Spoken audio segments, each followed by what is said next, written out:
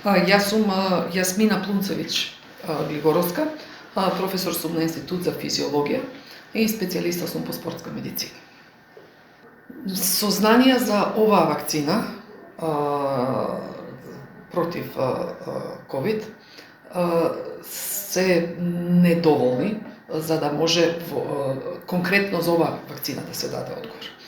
Постојат многу бројни истражувања со вакцина против грип, кои што се вршени кај спортисти и кај кои што е установено дека и кај неспортската и кај спортската популација се зголемува и хуморалниот, и целуларниот, и клеточниот имунитет, но кај спортистите, особено кај елитните спортисти, изразено повисок овој имунитет една недела после вакцинацијата, што иде во прилог на ставовите дека физичката активност генерално го подобрува нашето здравје и генерално делува позитивно на подобрување на имунитетот, па така дека и спортистите подобро реагираат на вакцината. Ако нашиот организам или организам на обичен човек и на спортистот реагира така према други вакцини, се надеваме дека ќе реагира така и на оваа вакцина. Во однос на создавање на антитела, протеинската исхрана нема некоја посебна важност, секако дека спортистите имаат зголемена потреба од протеински внес во зависности од спортот со кој што се занимаваат, но секако една добра балансирана исхрана со доволно протеини, со доволно еглени хидрати и уште повеќе со доволно витамини, нарочито оние витамини што се имуностимулатори, може да влијае и на подобрување на имунолошкиот одговор. Сознанијата од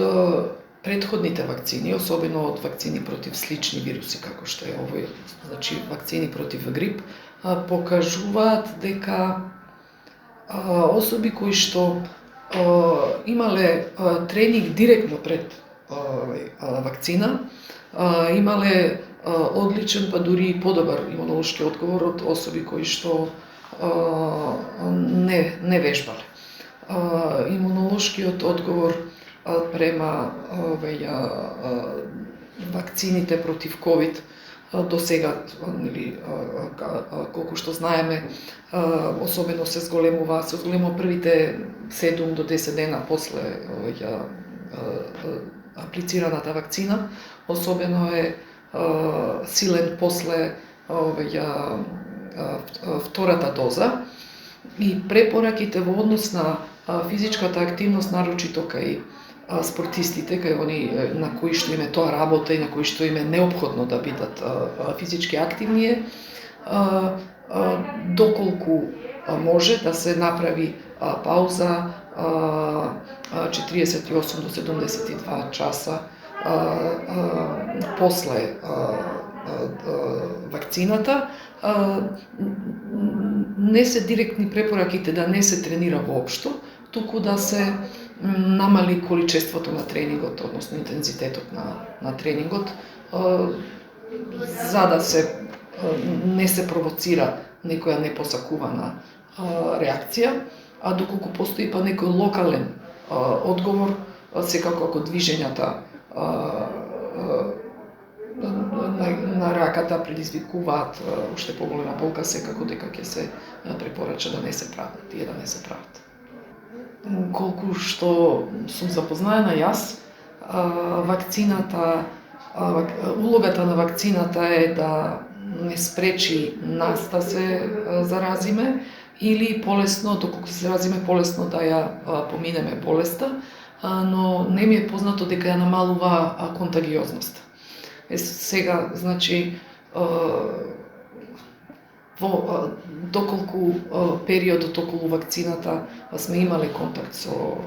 позитивна особа и тука не можеме и ние да бидеме заштитени, така, значи да можеме и да пренесеме, би требало да бидеме попредпазливи во сите контакти, па и во групното спортување и водење во теретана. Иако јас секако препорачувам спортување и теретаните се на некој начин отцрнети, односно представени како едни од најголемите потенцијални жаришта на пренесување на ковидот. Мислам дека со почитување на протоколите дека може да се чувствуваме безбедно. Ние сме толку далеку од вакцинацијата и спортската популација, нарочито популацијата на елитните спортисти, сигурно многу би сакала да биде вакцинирана за да бидат спремни и слободни да одат на превари, да патуваат и да учествуваат. Меѓутоа, според редот на нештата, спортистите како здрави и млади луѓе некаде на крајот на опашката ќе бидат за вакцинирање,